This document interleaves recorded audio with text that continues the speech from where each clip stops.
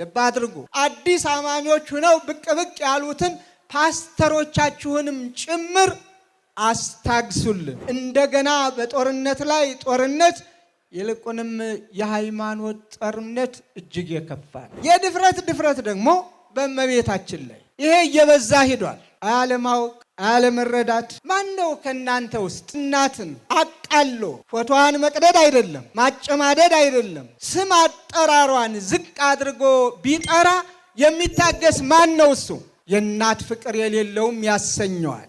ለዚህም ነው ኦርቶዶክሳውያንም እናታችን ስትነካ ዝምም አይሉት።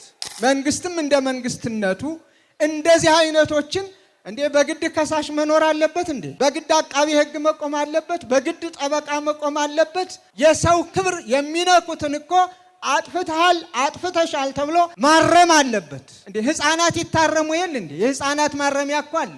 ይሄ ነው እንዴ የኢትዮጵያ ቤተክርስቲያን ውለታ መልሱ? ማንን ተዋጋች?